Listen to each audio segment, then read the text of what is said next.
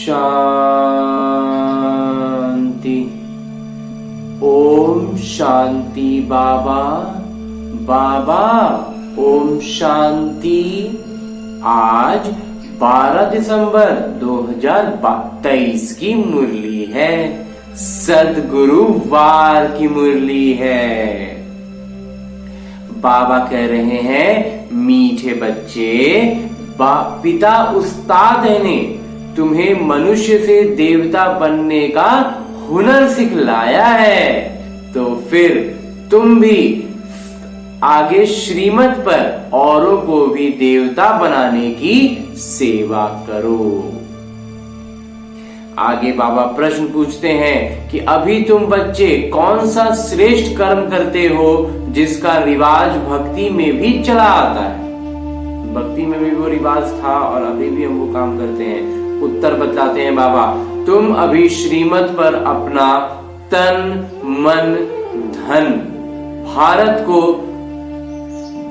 तो क्या विश्व के कल्याण अर्थ अर्पण करते हो। इसी का रिवाज भक्ति में मनुष्य ईश्वर अर्थ दान करते हैं। उन्हें फिर उसके बदले दूसरे जन्म में राजाई घर में जन्म मिलता है। और तुम बच्चे संगम पर बाबा के मददगार बनते हो तो मनुष्य से देवता बन जाते हो। गीत है, तूने रात गवाई। ओम शांति। बाबा बच्चों को समझाते हैं। जब बच्चे समझते हैं तब फिर औरों को समझाते हैं। नहीं समझते तो औरों को समझा नहीं सकते। अगर खुद समझते औरों को समझा नहीं सकते तो गोया कुछ भी नहीं समझते। अगर ये है कि दूसरों को नहीं समझा पा रहे हैं, इसका मतलब खुद भी समझे नहीं, कंसेप्ट क्लियर नहीं हुआ है। कोई हुनर सीखता है तो उसको फैलाता है। ये हुनर तो बाबा उस्ताद ने सीखा बाबा उस्ताद से सीखा जाता है कि मनुष्य से देवता कैसे बनाया जाए। देवताएं जिनके चित्र भी हैं मनुष्य को देवता बनाते हैं, तो गोया वह देवता अभी नहीं है। देवताओं के गुण गाए जाते हैं। सर्वगुण संपन्न 16 कला युक्त। तो यहाँ कोई मनुष्य के तो ऐसे गुण है ही नहीं और न उसका गायन हो सकता है। तो मनुष्य मंदिरों में जाकर देवताओं के गुण गाते हैं। भल पवित्र तो सन्यासी भी हैं, परंतु मनुष्य उन्हों के ऐसे गुणगान नहीं गाते। वह सन्यासी तो शास्त्र आदि भी सुनाते हैं, देवताओं ने तो कुछ भी नहीं सुनाया है, फिर भी उनकी महिमा करते हैं। वो तो प्रारब्ध भोगते हैं। अगले जन्म में पुरुषार्थ कर मनुष्य से देवता बने थे। अभी कोई में भी देवताओं जैसे गुण नहीं है। जहाँ गुण नहीं वहां जरूर अवगुण है। गुण अगर नहीं है तो मतलब अवगुण है, खाली नहीं रह सकता है। तो सतयुग में इसी भारत में यथा राजा रानी तथा प्रजा सर्वगुण संपन्न थे। इसी समाज में, इसी भारत में उनमें सभी गुण थे। उन देवताओं के ही गुण गाए जाते हैं। उस समय और धर्म थे ही नहीं। गुण वाले देवताएं थे सतयुग में और अवगुण वाले मनुष्य हैं कलयुग में। तो अब ऐसे अवगुण वाले मनुष्य को देवता कौन बनावे। गाया भी हुआ है, मनुष्य से देवता। यह महिमा तो है परम पिता परमात्मा की। है तो देवताएं भी मनुष्य, परंतु उनमें गुण है और हम में अभी जो कलयुग में जो मनुष्य है वो है अवगुण। गुण प्राप्त होते हैं बाबा से, जिसको सद्गुरु भी कहते हैं। अवगुण प्राप्त होते हैं माया रावण से। इतने गुणवान फिर अवगुणी कैसे बनते हैं। सर्वगुण संपन्न और फिर सर्व अवगुण संपन्न कौन बना देता है, ये तुम बच्चे अब जानते हो। गाते भी हैं, मुझ निर्गुण हारे में कोई गुण नहीं। देवताएं के कितने गुण गाते हैं, खुद ये कहते भी हैं कि हमारे में कोई गुण नहीं है, और देवताओं के ढेर सारी गुणगान करते हैं। तो इस समय तो वह गुण किसी में नहीं है। खान पान आदि कितना गंदा है। देवताएं हैं वैष्णव संप्रदाय और इस समय के मनुष्य हैं रावण संप्रदाय। तो खान पान कितना बदल गया है। सिर्फ वस्त्रों को नहीं देखना है, देखा जाता है खान पान और विकारीपन। भावना, सोच, विचार, विचारधारा कैसी है। बाबा खुद कहते हैं मुझे भारत में ही आना पड़ता है। ब्रह्मा मुख वंशावली ब्राह्मण ब्राह्मणियों द्वारा स्थापना कराता हूं। ये ब्राह्मणों का यज्ञ है ना, तो वह विकारी ब्राह्मण कुख वंशावली, ये है मुख वंशावली। बहुत का फर्क है। वो साहूकार लोग जो यज्ञ रचते हैं उसमें जिस्मानी ब्राह्मण होते हैं, ये हैं बेहद के बाबा। साहूकारों से साहूकार, राजाओं के राजा। तो साहूकारों का साहूकार क्यों कहा जाता है? क्योंकि साहूकार भी कहते हैं हमको ईश्वर ने धन दिया है। तो जाहिर सी बात है कि उससे तो ऊपर ही रहेंगे ना। तो ईश्वर अर्थ दान करते हैं तो दूसरे जन्म में धनवान बनते हैं। इस समय तुम शिव बाबा को सब कुछ तन मन धन अर्पण करते हो, तो कितना उच्च पद मिलेगा। जब संगम पर सीधा सीधा परमात्मा को समर्पण करेंगे तो प्रारब्ध भी अधिक मिलेगा ना। तुम श्रीमत पर इतने ऊंचे कर्म सीखते हो तो तुमको जरूर फल मिलना चाहिए। तन मन धन अर्पण करते हो, वो भी ईश्वर अर्थ करते हैं कोई के थ्रू, किसी के माध्यम से।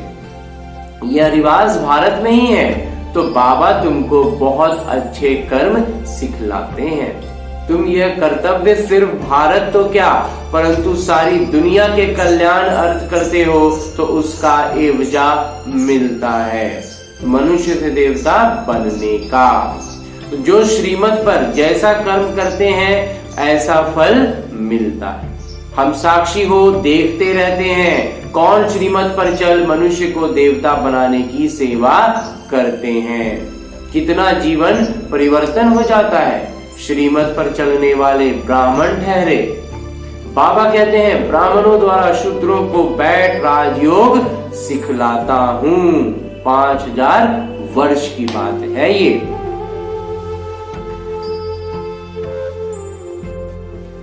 भारत में ही देवी देवताओं का राज्य था। चित्र दिखाने चाहिए, चित्रों बगैर समझेंगे पता नहीं यह कौन सा नया धर्म है जो शायद विलायत से आता है। चित्र दिखाने से समझेंगे यह देवताओं को मानते हैं। तो समझाना है कि श्री नारायण के अंतिम 84वें जन्म में परम पिता परमात्मा ने प्रवेश किया है और राजयोग सिखला रहे हैं। ये उनके 84वें जन्म का भी अंत है। तुम बच्चे अभी सम्मुख सुन रहे हो और बच्चे फिर इस टेप द्वारा सुनेंगे तो समझेंगे हमें भी माता पिता के साथ फिर सो देवता बन रहे हैं। माता पिता का साथ भी मिल रहा है और हम देवता भी बन रहे हैं। जैसे अभी हम लोग हैं, अभी हम लोगों ने प्रत्यक्ष रूप से ब्रह्मा बाबा को भी नहीं देखा, लेकिन शिव बाबा का तो मिल रहा है हमें ज्ञान। तो तुम बच्चे अभी सम्मुख सुन रहे हो और बच्चे फिर इस टेप द्वारा सुनेंगे तो समझेंगे हम भी माता पिता के साथ फिर सो देवता बन रहे हैं। इस समय 84वें जन्म में पूरे भिक्षुक जरूर बनना है। आत्मा बाबा को सब कुछ न्यौछावर करती है। ये शरीर ही अश्व है जो स्वाहा होता है। आत्मा खुद बोलती है कि हम बाबा के बने हैं, दूसरा ना कोई। मैं आत्मा इस जीव द्वारा परम पिता परमात्मा के निर्देश अनुसार सेवा कर रहा हूँ। बाबा कहते हैं योग भी सिखाओ और सृष्टि चक्र कैसे फिरता है ये भी समझाओ। जिसने सारा चक्र पार किया होगा वो इन बातों को झट समझ जाएंगे। जो इस चक्र में आने वाले नहीं होंगे वो ठहरेंगे नहीं। ऐसे नहीं कि सारी सृष्टि आएगी इसमें भी प्रजा ढेर आएगी। राजा रानी तो एक होते हैं ना। तो जैसे लक्ष्मी नारायण एक गाया जाता है, राम सीता एक गाए जाते हैं, प्रिंस प्रिंसेस राजकुमार राजकुमारी तो और भी होंगे, मुख्य तो एक होंगे ना। तो ऐसे राजा रानी बनने के लिए बहुत मेहनत करनी है। साक्षी हो देखने से पता पड़ता है ये साहूकार राजाई कुल का है या गरीब कुल का है। कोई माया से कैसे हारते हैं जो भागंती भी हो जाते हैं। माया एकदम कच्चा खा जाती है, इसलिए बाबा पूछते हैं राजी खुशी हो। ज्ञान को समझ रहे हैं तभी खुशी से रह पाएंगे। जहां मजबूरी आ गई मतलब रावण के वश में हो गए। माया के थप्पड़ से बेहोश व बीमार तो नहीं पड़ते हो।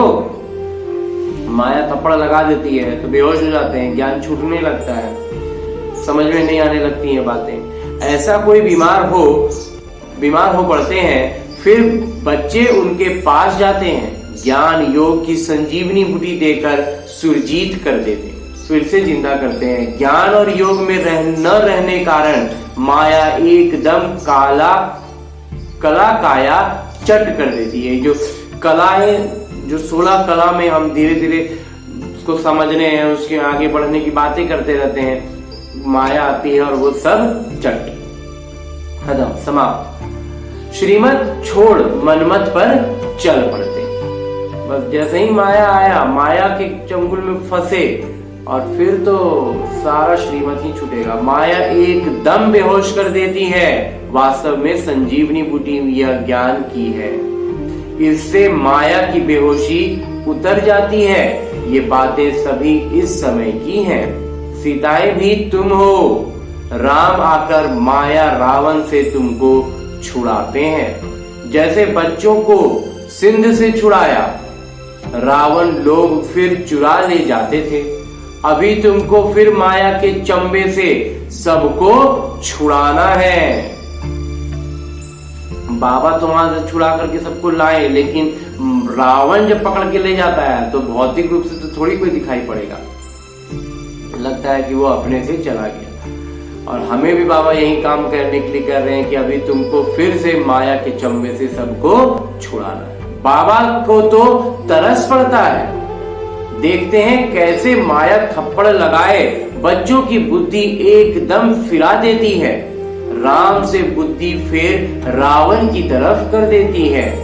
जैसे एक खिलौना होता है, एक तरफ राम एक तरफ रावण। इसको कहा जाता है आश्चर्यवत। बाबा का बनंती फिर रावण का बनंती। माया बड़ी दुस्तर है, चूहे मुआफी काट कर खाना खराब कर देती है। इसलिए श्रीमत कभी छोड़नी नहीं है। कठिन चढ़ाई है ना, तो अपनी मत मतलब रावण की मत। अब जो लगेगा, जहां लग रहा है कि हम अपना मर्जी से कर रहे हैं, इसका मतलब है कि रावण के निमित्त हम बन गए। उस पर चले तो बहुत घुटका खाएंगे। परमात्मा का निमित्त बनते हैं तो हमें खुशी होगी, हमें लगेगा कि हम परमात्मा का कार्य कर रहे हैं। लेकिन जब हम रावण के निमित्त बनते हैं तो हमें लगता है हम अपनी मर्जी से काम कर रहे हैं, ये मैं कर रहा हूं। यही रावण है और वही रावण का निमित्त बनने की सबसे पहली निशानी। बाबा ने आज मुरली में स्पष्ट कर दिया, अपनी मत मतलब रावण की मत। उस पर चले तो बहुत घुटका खाएंगे, बहुत बदनामी कराते हैं। ऐसे सभी सेंटर्स पर हैं। सभी सेंटर्स पर दो चार आत्माएं इस तरह की मिल ही जाती हैं। नुकसान फिर भी अपना ही करते हैं। बदनामी तो करते हैं बाबा की, लेकिन नुकसान तो सबसे ज्यादा उन्हीं का होता है। सेवा करने वाले रूप बसंत छिपे नहीं रहते। देवी राजधानी स्थापन हो रही है, इसमें सभी अपना अपना किरदार जरूर निभाएंगे। दौड़ लगाएंगे तो अपना कल्याण करेंगे। जितना तीव्र गति से पुरुषार्थ करेंगे, जितना ज्यादा दौड़ लगाएंगे, उतना ज्यादा कल्याण होगा। कल्याण भी एकदम स्वर्ग का मालिक ही बना देगा। ऐसा कल्याण करेंगे बाबा। जैसे माता पिता तख्तशीन होते हैं तो बच्चे को भी होना है। बाबा को अनुसरण करना है, नहीं तो अपना पद कम कर देंगे। बाबा ने यह चित्र कोई रखने के लिए नहीं बनाए हैं, इनसे बहुत सेवा करनी है। बड़े बड़े साहूकार लोग लक्ष्मी नारायण का मंदिर बनवाते हैं, परंतु यह किसी को पता नहीं है कि ये कब आए थे। इन्होंने भारत को कैसे सुखी बनाया था, जो सभी उन्हों को याद करते हैं। कुछ तो किए होंगे तब तो उनकी इतनी महिमा हो रही है, लेकिन उसके पीछे सोचते ही नहीं, उसके उस बारे में कभी विचार चलाते ही नहीं हैं।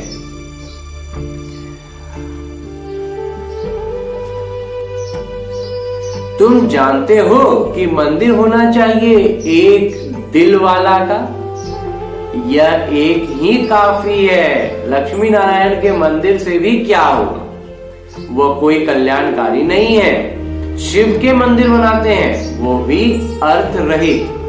उनका व्यवसाय तो जानते ही नहीं। मंदिर बनवावें और व्यवसाय को न जाने तो क्या कहेंगे। जब स्वर्ग में देवताएं हैं तो मंदिर होते नहीं। जो मंदिर बनाते हैं उन्हों से पूछना चाहिए कि लक्ष्मी नारायण कब आए थे, उन्होंने क्या सुख दिया था, कुछ समझा नहीं सकते। इससे सिद्ध है कि जिनमें अवगुण है वो गुणवान के मंदिर बनाते हैं। तो बच्चों को बहुत सेवा का शौक होना चाहिए।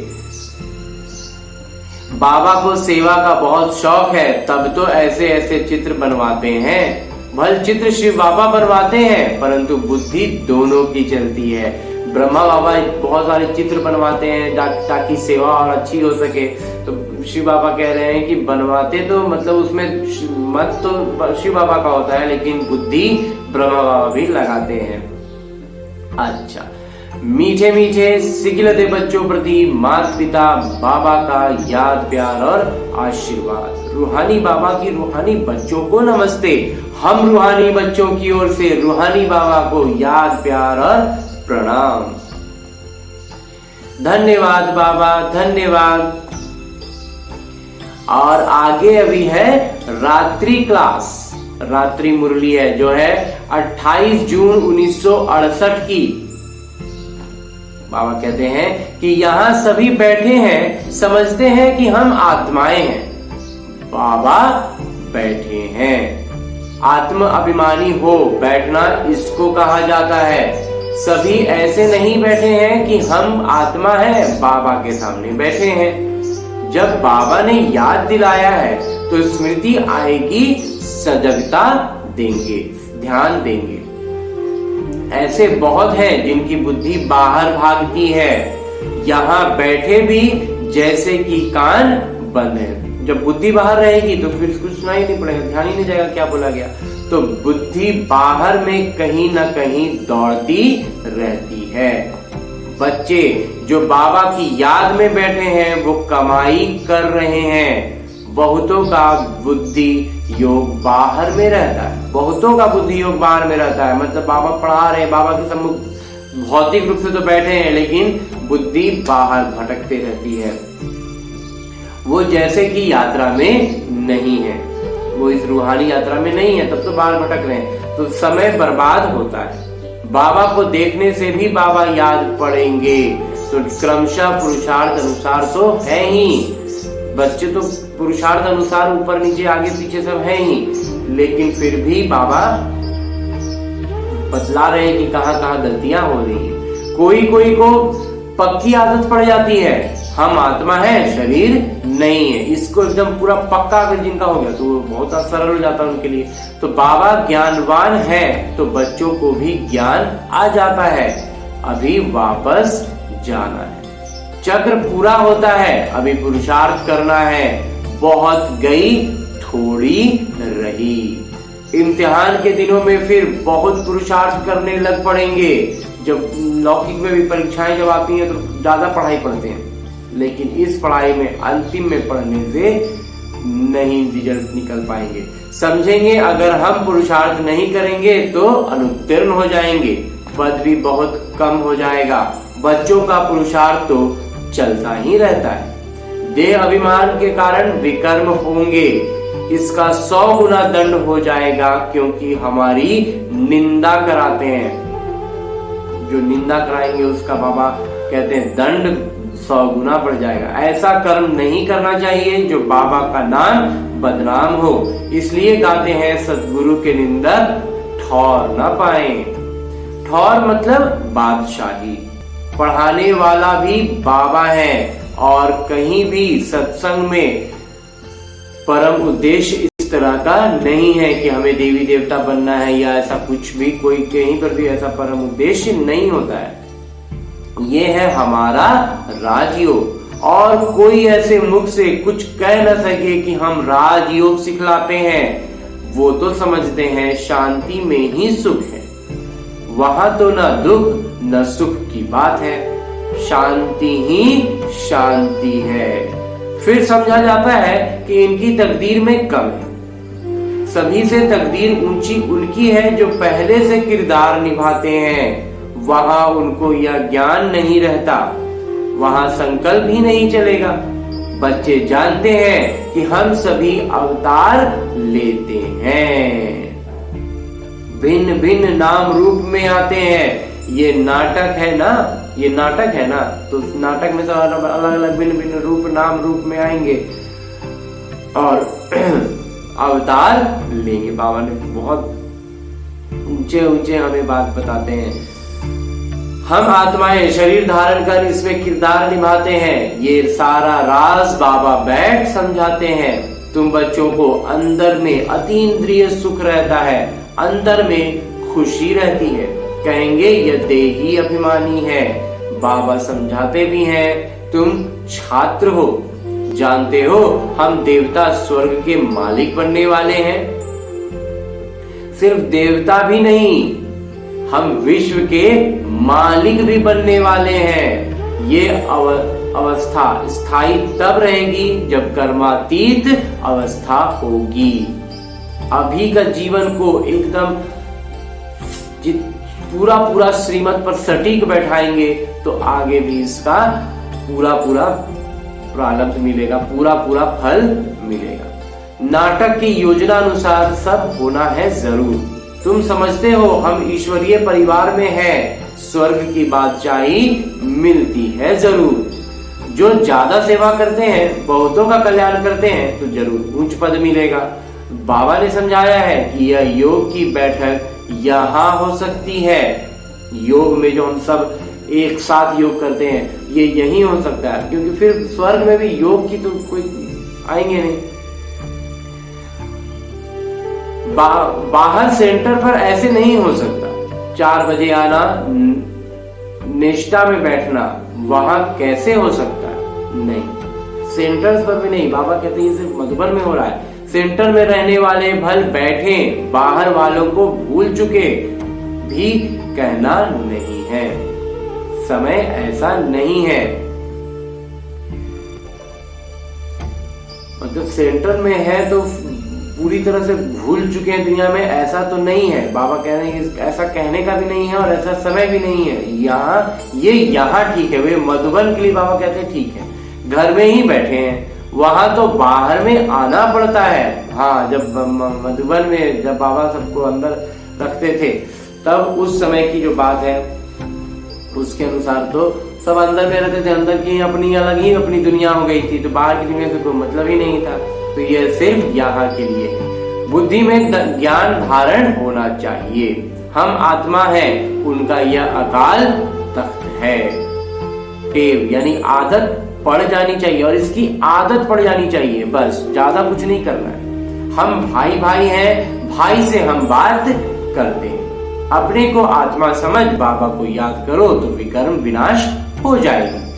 बहुत सरल है। जैसे ही कुछ आत्मा अनुभूति में आएंगे और खुद को आत्मा समझेंगे, दूसरों को भी आत्मा समझेंगे, तो फिर किसी से भी कोई ना गिला रहेगा, ना शिकवा रहेगा, ना कोई शिकायत रहेगी। अच्छा, मीठे मीठे रूहानी बच्चों को रूहानी बाबा का याद प्यार, गुड नाइट और नमस्ते। परमात्मा का आशीर्वाद और हम रूहानी बच्चों की ओर से रूहानी बाबा को याद, प्यार और प्रणाम। धन्यवाद बाबा, धन्यवाद। मुरली के लिए भी धन्यवाद और इस अनूठे अलौकिक ब्राह्मण जीवन के लिए भी बहुत बहुत बहुत धन्यवाद। धारणा है,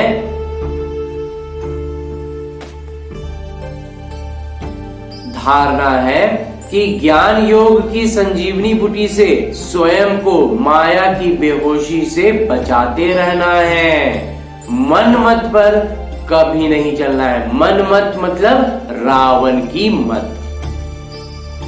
तो ज्ञान योग की लगातार संजीवनी बूटी हमें अपने पास रखनी है और उसका इस्तेमाल भी करते रहना है। रूप बसंत बन सेवा करनी है।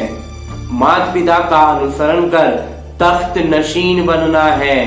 ज्ञान और योग की संजीवनी बूटी रखेंगे तो माया की बेहोशी नहीं आएगी, और मनमत पर नहीं चलेंगे तो रावण की मत से दूर रहेंगे, और उसके बाद रूप बसंत बने रहेंगे तो सेवा अच्छी कर पाएंगे, और माता पिता का अनुसरण करेंगे तो तख्त नशीन बन जाएंगे, तख्त मिलेगा।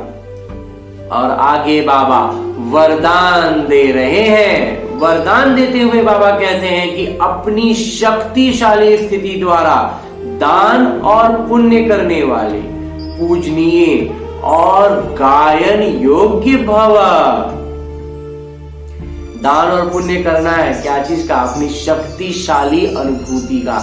अंतिम समय में जब कमजोर आत्माएं आप संपूर्ण आत्माओं द्वारा प्राप्ति का थोड़ा भी अनुभव करेंगी तो यही अंतिम अनुभव के संस्कार लेकर आधा कल्प के लिए अपने घर में विश्रामी होंगी, और फिर द्वापर में भक्त बन आपका पूजन और गायन करेंगी। इसलिए अंत की कमजोर आत्माओं के प्रति महादानी वरदानी बन अनुभव का दान और पुण्य करो। यह क्षण की शक्तिशाली स्थिति, एक क्षण की जो शक्तिशाली स्थिति द्वारा किया हुआ दान और पुण्य आधा कल्प के लिए पूजनीय और गायन योग्य बना देगा। आज का वरदान भी बाबा बहुत ऊपर उठा रहे हैं। हमें अपनी शक्तिशाली स्थिति का अनुभव का दान करना है और वो पुण्य होगा जो कमजोर आत्माओं को काफी मदद करेगा। और हमें बाबा कहते हैं कि वो हमें पूजनीय बना देता है और गायन योग्य बना देता है। और अंत में स्लोगन है, मुरली का उपदेश है कि परिस्थितियों में घबराने के बजाय साक्षी हो जाओ तो विजयी बन जाएंगे।